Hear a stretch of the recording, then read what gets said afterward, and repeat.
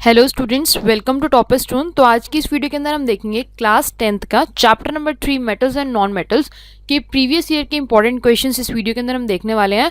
सो अगर आप हमारे चैनल पर न्यू है तो चैनल को सब्सक्राइब कर दो और बेल आइकन को जरूर प्रेस करें, जिससे आपको आने वाली सारी नोटिफिकेशंस मिल सके और वीडियो को पूरा एंड तक देखिए। और अगर आपको कोई भी डाउट रहता है, आप हमारा टेलीग्राम डिस्कशन ग्रुप भी ज्वाइन कर सकते हैं या फिर व्हाट्सएप ग्रुप भी ज्वाइन कर सकते हैं, जिसका लिंक जो डिस्क्रिप्शन बॉक्स में दिया गया है। सो स्टार्ट करते हैं आज की वीडियो से। So question number 1 is, how is magnesium chloride formed by transfer of electrons? Why does the solution of magnesium chloride conduct electricity? तो मैग्नीशियम क्लोराइड किस तरह से फॉर्म होता है इलेक्ट्रॉन्स के ट्रांसफर की वजह से, और मैग्नीशियम क्लोराइड का सॉल्यूशन इलेक्ट्रिसिटी कंडक्ट क्यों करता है। तो सॉल्यूशन देखते हैं इसका। तो सबसे पहले तो आपको पता होना चाहिए मैग्नीशियम क्लोराइड का फॉर्मूला क्या होता है। सो मैग्नीशियम क्लोराइड का फॉर्मूला होता है MgCl2, और ये बनता किस तरह से है वो अभी हम देखेंगे, और इलेक्ट्रॉन्स किस तरह से ट्रांसफर होते हैं वो भी हम अभी देखने वाले हैं इसके अंदर। सो यहाँ पर लिखा गया, the formation of magnesium chloride happens through the transfer of electrons, they form ionic bond. अब आयनिक बॉन्ड का मीनिंग यहाँ पर आपको पता होना चाहिए। आयनिक बॉन्ड वो बॉन्ड होती है जिसके अंदर कंप्लीट ट्रांसफर होता है इलेक्ट्रॉन्स का वन एटम से अनदर एटम में इन देयर वैलेंस शेल्स। तो अभी मैं आपको एग्जांपल भी देने वाली हूँ यहाँ पर। तो नेक्स्ट यहाँ पर, अब ये सॉल्यूशन कंडक्ट क्यों करता है electricity.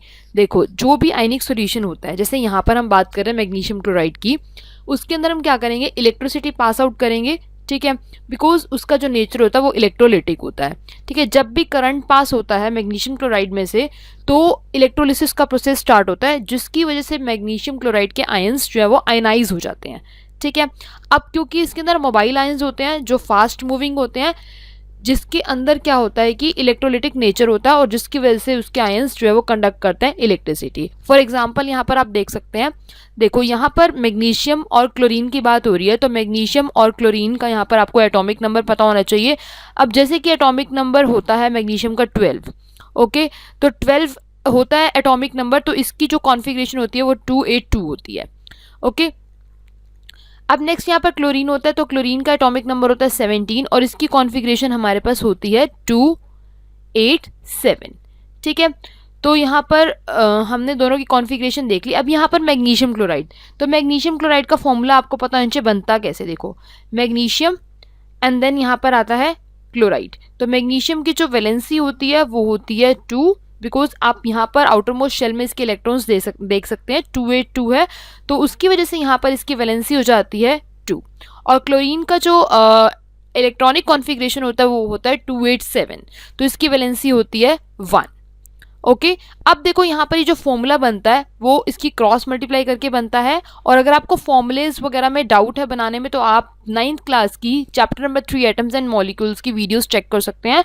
How to calculate molecular formula के नाम से आपके पास एक वीडियो होगी, तो वहाँ पर आप फॉर्मूला बनाना चेक कर सकते हैं। तो इसी तरह से यहाँ पर हमारा फॉर्मूला बन जाता है MgCl2। ओके, अब ये फॉर्मूला जो है हमारा बन गया MgCl2। अब इसके अंदर हमें क्या करना है, इसमें हमें किस तरह से इलेक्ट्रॉन्स ट्रांसफर होंगे वो चीज़ चेक करनी है। अब यहाँ पर देखो, जो भी आउटर मोस्ट शेल के अंदर इलेक्ट्रॉन्स होते हैं उतनी हम यहाँ पर डॉट्स लगाते हैं। तो यहाँ पर Mg में आप देख सकते हैं 2 डॉट्स लगे, बिकॉज यहाँ पर 282 इसका कॉन्फ़िगरेशन था, इसलिए 2 डॉट्स हमने यहाँ पर लगा दी। और उसी तरह से प्लस करके Cl। अब देखो यहाँ पर फॉर्मूला इसीलिए बनाया गया था क्योंकि फॉर्मूला होता है MgCl2। ठीक है, अब Cl 2 टाइम्स आएगा, तो 2 टाइम्स आने की वजह से यहाँ पर हमने Cl और Cl 2 बार लिख दिया। अब जितने इसके आउटर मोस्ट इलेक्ट्रॉन्स के अंदर जितने भी एटम्स इसके अंदर प्रेजेंट हैं, तो इलेक्ट्रॉन्स प्रेजेंट है, तो हमने वहाँ उतनी डॉट्स लगा ली। ठीक है, 287 था तो 7 डॉट्स हमने दोनों Cl पे लगा ली। अब देखो यहाँ पर जो एरो लगा हुआ है, इस एरो का क्या मीनिंग है कि अभी किस तरह से इलेक्ट्रॉन्स यहाँ पर ट्रांसफर हो रहे हैं। जैसे कि मैंने आपको बताया था, आयनिक बॉन्ड का मतलब क्या होता है कि कंप्लीट ट्रांसफर ऑफ इलेक्ट्रॉन्स। अब कंप्लीट ट्रांसफर ऑफ इलेक्ट्रॉन्स का मतलब कैसे कि इनके ऊपर चार्ज किस तरह से आएगा। अब यहाँ पर देखो, जैसे मैग्नीशियम में 2 डॉट्स थी और क्लोरीन दोनों में 7 डॉट्स थी, वो आउटर मोस्ट जितने भी इलेक्ट्रॉन्स होते हैं उसके अकॉर्डिंग डॉट्स को लगाया जाता है। अब देखो यहाँ पर जब एरो लगा तो यहाँ पर क्लोरीन पे नेगेटिव चार्ज आया, बिकॉज जो क्लोरीन है वो नॉन मेटल होता है, और नॉन मेटल्स क्या करते हैं, गेन करते हैं। ठीक है, अब ये गेन कहाँ से कर रहा है, देखो 2 क्लोरीन है, तो मैग्नीशियम के पास 2 इलेक्ट्रॉन्स थे, एक मैग्नीशियम ने एक इस वाले Cl को दे दिया, ठीक है, और एक मैग्नीशियम ने इस वाले Cl को दे दिया, तो दोनों Cl को इसने अपना अपना एक एक इलेक्ट्रॉन ट्रांसफर कर दिया है। ठीक है, तो जिसकी वजह से दोनों क्लोरीन के ऊपर नेगेटिव चार्ज आ जाएगा, और मैग्नीशियम ने 2 इलेक्ट्रॉन्स ट्रांसफर किए तो मैग्नीशियम के ऊपर Mg2+ मींस +2 चार्ज आ जाएगा। तो वही उसकी वैलेंसी होती है और वही उसका चार्ज होता है। तो यहाँ पर हमने इस क्वेश्चन के अंदर देखा है कि आयनिक बॉन्ड किस तरह से फॉर्म होती है और किस तरह से जो है मैग्नीशियम क्लोराइड का जो सॉल्यूशन है कैसे इलेक्ट्रिसिटी को कंडक्ट करता है। ठीक है, सो यहाँ पर नेक्स्ट क्वेश्चन देखते हैं, question number 2। So question number 2 is carbon cannot reduce the oxides of sodium, magnesium and aluminium to their respective metals. Why? Why are these metals placed in the reactivity series? How are these metals obtained from their ores? Take an example to explain the process of extraction along with the chemical equations. तो यहाँ पर सबसे पहले हम इस question के अंदर reactivity series देखेंगे, बिकॉज कार्बन को यहाँ पर हमें कंपेयर करना है बाकी मेटल से, क्योंकि बाकी मेटल्स जो हमें गिवन है वो है सोडियम, मैग्नीशियम एंड एल्यूमिनियम। तो सबसे पहले इनकी पोजीशन को चेक करना है कि रिएक्टिविटी सीरीज में ये कहाँ पर लाई करते हैं। हम क्वेश्चन का मीनिंग समझेंगे। सो देखते हैं इसका सोल्यूशन। सबसे पहले आप यहाँ पर रिएक्टिविटी सीरीज को चेक कर सकते हैं कि जो कार्बन है वो लीस्ट रिएक्टिव होता है than sodium, magnesium and aluminium, because इसकी पोजीशन आप चेक कर सकते हैं। जो कार्बन की पोजीशन है वो यहाँ पर सोडियम, मैग्नीशियम और एल्यूमिनियम से नीचे है। ठीक है, तो रिएक्टिविटी सीरीज के अकॉर्डिंग हमें ये पता लग गया कि मोस्ट रिएक्टिव और लीस्ट रिएक्टिव मेटल्स कौन से होते हैं। ठीक है, अब नेक्स्ट यहाँ पर देखते हैं, according to the reactivity series, both sodium and magnesium as well as aluminium are more reactive than carbon as these elements are placed above the carbon in the reactivity series. तो आपने यहाँ पर देखा इस reactivity series के according कि जो carbon है वो सोडियम, मैग्नीशियम और एल्यूमिनियम से नीचे आ रहा है। ठीक है, तो इसीलिए कार्बन जो है वो लेस रिएक्टिव है। अब जो भी लेस रिएक्टिव मेटल होता है वो ऑक्साइड किस तरह से फॉर्म करता है वो आप चेक कर सकते हैं। सो यहाँ पर देखते हैं, as a result being less reactive in nature, carbon is unable to reduce oxides of sodium, magnesium and aluminium. Less reactive होने की वजह से ये रिड्यूस नहीं कर सकता अपने ऑक्साइड्स को as compared with sodium, magnesium and aluminium. तो यहाँ पर आप देख सकते हैं next point. So metals of high reactivity such as sodium, magnesium and aluminium etc are extracted from their ores by electrolytic reduction. तो यहाँ पर हमसे मेथड पूछा गया था, तो किससे ये मेटल्स एक्सट्रैक्ट कर सकते हैं, तो वो प्रोसेस का नाम होता है इलेक्ट्रोलिसिस मेथड। यहाँ पर आप इलेक्ट्रोलिसिस ऑफ मोल्टन NaCl देख सकते हैं कि जो एनोड पे होता है वो नेगेटिव चार्ज होता है, उसी तरह से जो कैथोड पे होता है वो पॉजिटिव चार्ज होता है। तो यहाँ पर एनोड Cl मतलब Cl क्या है, यहाँ पर नॉन मेटल है और नॉन मेटल पे नेगेटिव चार्ज होता है, बिकॉज नॉन मेटल क्या करते हैं, गेन करते हैं इलेक्ट्रॉन्स को। ठीक है, और कैथोड पे क्या होता है, positive charge. Positive charge means metal, cathode पे क्या होता है, पॉजिटिव चार्ज होता है, और मेटल क्या करता है, लूज करता है इलेक्ट्रॉन को। तो यहाँ पर आप ओवरऑल रिएक्शन चेक कर सकते हैं जो कि इंपॉर्टेंट है। तो ओवरऑल रिएक्शन के अंदर क्या हुआ, NaCl ब्रेक डाउन हुआ Na और Cl2 में, बिकॉज क्लोरीन गैस होती है, तो जितनी भी गैसेज होती है वो डाई एटॉमिक फॉर्म में जो है एग्जिस्ट करती हैं। जैसे ऑक्सीजन आपको पता होगा O2 एग्जिस्ट करती है, नाइट्रोजन N2, हाइड्रोजन H2, उसी तरह से क्लोरीन क्या होता है वो Cl2 की फॉर्म में एग्जिस्ट करता है। तो यहाँ पर NaCl जब ब्रेक हुआ तो क्या आ गया, Na प्लस Cl2। अब यहाँ पर हमने इसको बैलेंस कर लिया, दोनों के नंबर ऑफ साइड्स ऑफ मतलब दोनों साइड्स पे नंबर ऑफ एटम्स को हमने यहाँ पर चेक किया। ठीक है, तो ये था क्वेश्चन नंबर 2। अब नेक्स्ट क्वेश्चन देखते हैं, question number 3। So question number 3 is, an ore on treatment with dilute hydrochloric acid produce brisk effervescence to produce a colorless and odorless gas. What type of ore is this? What steps will be required to obtain metal from the enriched ore? Also write the chemical equations for the reaction involved in this process. Question देखते हैं इस question का। तो देखिए, जब भी किसी भी ओर को हम ट्रीट करते हैं विद डाइल्यूट हाइड्रोक्लोरिक एसिड तो वो ब्रिस्क एफरवेसेंस देता है। अब यहाँ पर आपको ब्रिस्क एफरवेसेंस का मीनिंग पता होना चाहिए कि वाइग्रेसली और rapidly evolution of the gas. ठीक है, एकदम से किसी भी गैस का प्रोड्यूस होना। ठीक है, तो अब यहाँ पर आप देख सकते हैं कि इसका जो नेक्स्ट पार्ट है उसके अंदर कौन सा ये ओर होगा, तो ये ओर होगा कार्बोनेट ओर, बिकॉज कार्बोनेट ओर को जब हम ट्रीट करते हैं तो वो एकदम से क्या होता है, जब आप उसे हीट करते हो तो हमें क्या मिलता है, ऑक्साइड मिलता है और CO2। मतलब कार्बोनेट ओर जब भी हीट होगा तो कौन सी गैस रिलीज होगी, CO2। ठीक है, तो यहाँ पर भी आप देख सकते हैं कि when an ore on a treatment with dilute hydrochloric acid produces brisk effervescence to produce a colorless and odorless gas, then the ore should be carbonate ore. ठीक है, तो ओर का नाम हमसे पूछा गया तो आप बता देंगे the ore should be carbonate ore and the operation required to obtain metal from its will be calcination process. अब यहाँ पर कैल्सिनेशन प्रोसेस भी आपको पता होना चाहिए. तो नेक्स्ट कैल्सिनेशन प्रोसेस होता है जब भी कोई मेटल कार्बोनेट ट्रीट किया जाता है, मतलब कि हाइड्रोक्लोरिक एसिड के साथ, तो वो कौन सी गैस देता है, carbon dioxide as a colourless and the odourless gas with brisk effervescence. इसका मतलब है कि बहुत जल्दी से जो वो गैस है वो प्रोड्यूस हुई है. ठीक है, तो अब आप देख सकते हैं जब भी कैल्सिनेशन प्रोसेस होगा तो मेटल कार्बोनेट कन्वर्ट हो जाएगा मेटल ऑक्साइड में. अभी हम एग्जांपल भी देखेंगे इसका. अब यहाँ पर इस रिएक्शन के अंदर क्या क्या चीज़ें इन्वॉल्व होंगी. ठीक है, तो इसके अंदर अलग अलग पार्ट्स है इस क्वेश्चन के, वो हमने अभी देखे हैं. तो नेक्स्ट पार्ट ये है कि रिएक्शन में क्या क्या चीज़ें इन्वॉल्व हुई हैं. तो metal carbonate on heating gives metal oxide and the carbon dioxide and the reduction of metal oxide with the carbon to give metal and carbon monoxide as a gas. तो यहाँ पर आप रिएक्शन चेक कर सकते हैं कि जब भी कोई मेटल कार्बोनेट डिकम्पोज होएगा, मतलब हीट की प्रेजेंस में होगी अगर रिएक्शन, तो हमें क्या मिलेगा, मेटल ऑक्साइड एंड गैस. तो आप चेक कर सकते हैं यहाँ पर जिंक कार्बोनेट का एग्जांपल लिया और कैल्शियम कार्बोनेट का. तो ये कैल्सिनेशन प्रोसेस है. तो आप चेक कर सकते हैं जब भी ये रिएक्शन होगी तो हमें ऑक्साइड मिलेगा, इट मीन्स ZnO, और यहाँ पर गैस मिल गई CO2.